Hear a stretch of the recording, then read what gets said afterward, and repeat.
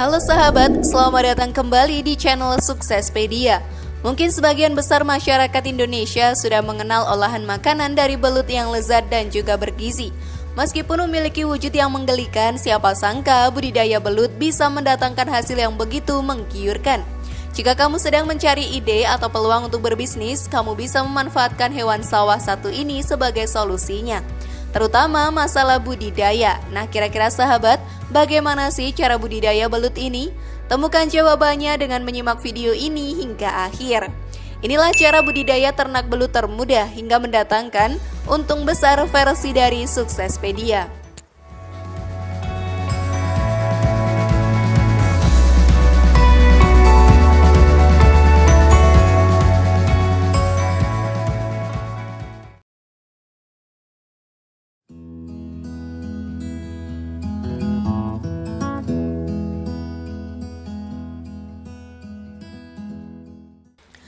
Budidaya belut kini mulai banyak diminati. Hal ini tentu tak lepas dari tingginya permintaan baik untuk pasar dalam negeri maupun ekspor. Selain banyak digemari sahabat karena rasanya yang lezat dan kaya akan nutrisi yang baik bagi tubuh, hewan air tawar yang satu ini juga tergolong mudah untuk dibudidayakan. Ada dua cara yang umumnya digunakan untuk melakukan budidaya belut, yaitu budidaya dalam kolam dengan lumpur dan tanpa lumpur. Keduanya memiliki keunggulan masing-masing dan akan dibahas lengkap hingga masa panennya. Yuk kita simak bersama. Namun sebelum lanjut, klik dulu tombol loncengnya ya, biar kalian gak ketinggalan info baru dari channel ini.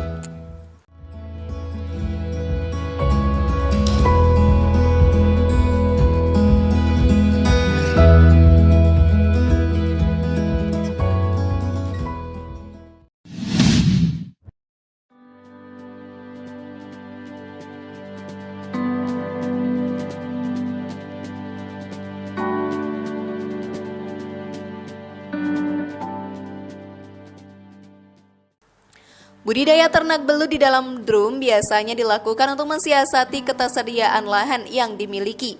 Selain itu, budidaya dengan cara ini terbilang lebih hemat karena total biaya yang dikeluarkan hanya sekitar 500.000 hingga 1 juta saja. Berikut beberapa tahapan yang perlu dipersiapkan dalam memulai budidaya ternak belut di dalam drum.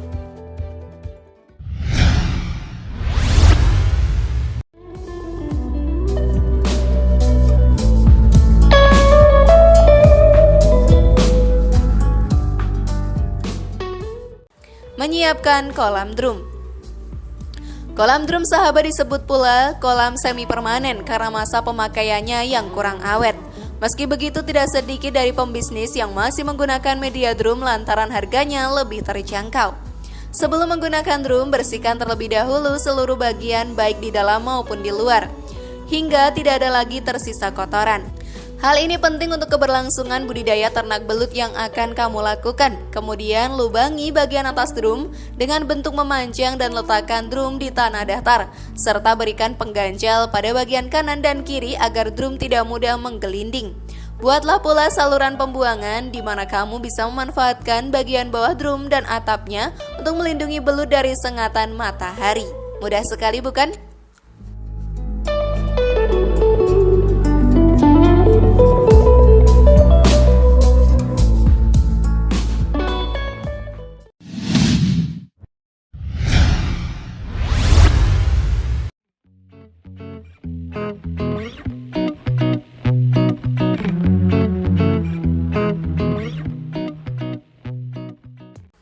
Media tumbuh.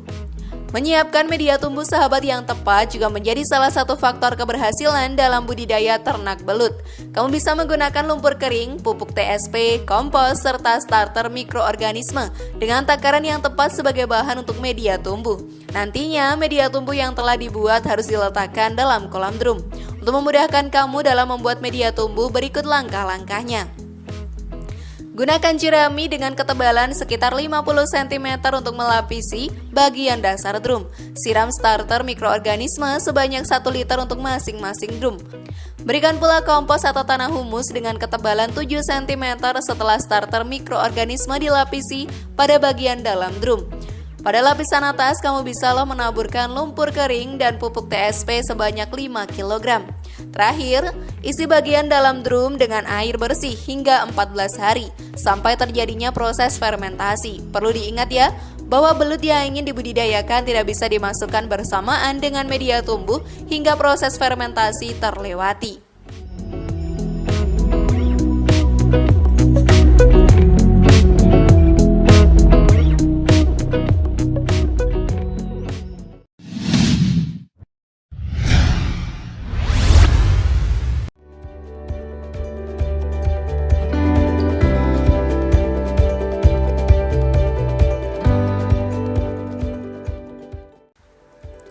Memilih bibit yang berkualitas dan menebarkannya.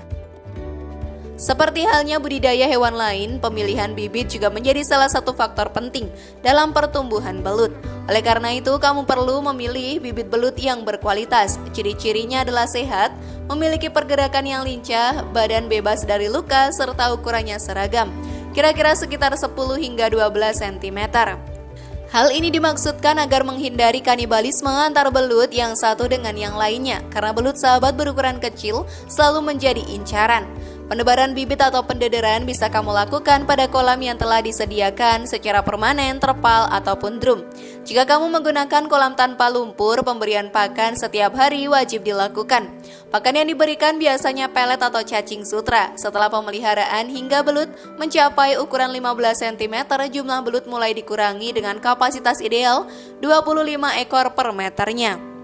Jika memungkinkan sahabat, kamu bisa menambahkan jumlah kolam pembesaran ini. Setelah 3 bulan, belut biasanya telah mencapai ukuran siap konsumsi sekitar 30 cm. Artinya, kamu sudah bisa memanennya. Sementara itu, belut yang dipersiapkan untuk menjadi indukan perlu kamu pisahkan ke kolam indukan. Bagaimana kamu membedakan antara belut jantan dan belut betina? Belut yang panjangnya antara 20 hingga 30 cm dengan umur 3-6 bulan merupakan induk betina. Ciri fisiknya yakni kepala keruncing, warna kulit kehijauan pada punggung dan putih kekuningan pada bagian perut.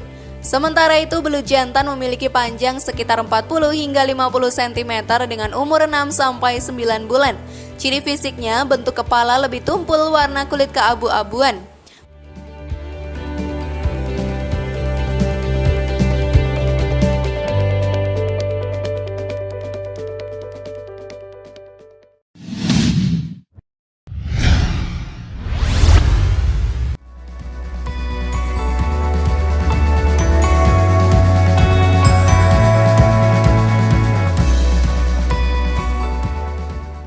Pemberian pakan terbaik. Sahabat, budidaya ternak belut tidak akan berjalan lancar bila kamu lalai dalam memperhatikan kualitas pakan yang diberikan. Karena pakan yang bergizi tentunya bakal mempengaruhi pertumbuhan dari belut itu sendiri. Kamu bisa memberikan pakanan sekitar 5-20% tergantung dari bobot belut. Untuk belut kecil, sebaiknya diberikan cacing, larva, ikan, kutu air, dan kecebong dengan takaran 0,5 kg sampai 1 kg. Sedangkan belut dewasa bisa diberi katak, bekicot, belatung, dan ikan dengan takaran 1,5 kg sampai 2 kg selama 3 hari sekali pada waktu sore.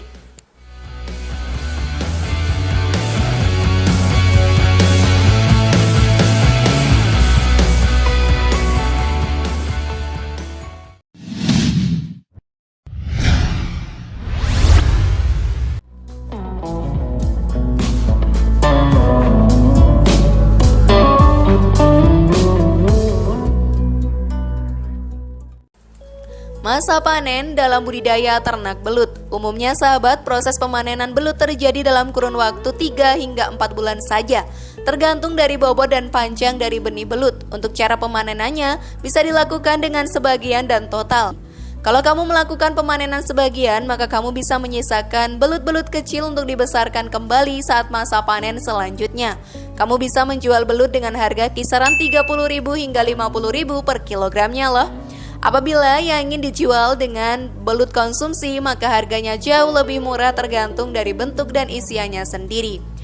Pasar pemasaran belut di kota-kota besar di Indonesia juga sudah terlihat sangat menjanjikan. Misalkan saja seperti di Jakarta membutuhkan 20 ton belut dalam sehari, atau di Yogyakarta sekitar 30 ton per harinya. Angka tersebut hanya untuk memenuhi kebutuhan industri pengelolaan belut skala rumah tangga, belum lagi jika dihitung untuk konsumsi masyarakat. Jika rata-rata, paling tidak satu kota membutuhkan sekitar 5 ton setiap harinya. Sedangkan untuk pasar internasional, belut Indonesia juga seringkali diimpor, bahkan karena memiliki banyak peminat, negara kewalahan untuk memenuhi permintaan tersebut. Dari data yang diambil di tahun 2008 silam, ekspor belut yang sudah dilakukan oleh Indonesia mencapai 2.676 ton, dan berarti kalau volume ekspor belut dari negara kita sendiri sudah mencapai 2 kali lipat. Sangat menggiurkan bukan? Belut juga memiliki kandungan gizi yang baik untuk tubuh manusia, salah satunya sebagai sumber protein dan energi. Protein pada belut juga kaya akan asam amino, setara dengan isoleucin dan leucin yang merupakan jenis asam amino esensial yang sangat dibutuhkan untuk menunjang perkembangan anak-anak. Tidak hanya itu saja, belut juga bisa membantu menjaga keseimbangan nitrogen dan pembentukan protein pada otot bagi orang dewasa.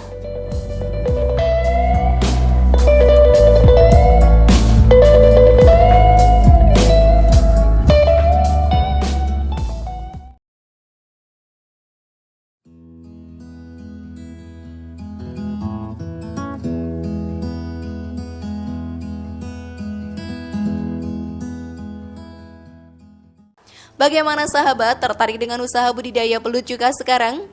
Share pendapat menarik kalian di kolom komentar ya. Terima kasih sudah menyaksikan channel kami.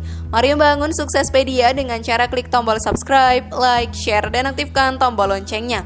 Sampai jumpa di video berikutnya dan jangan lupa tonton video yang lainnya ya.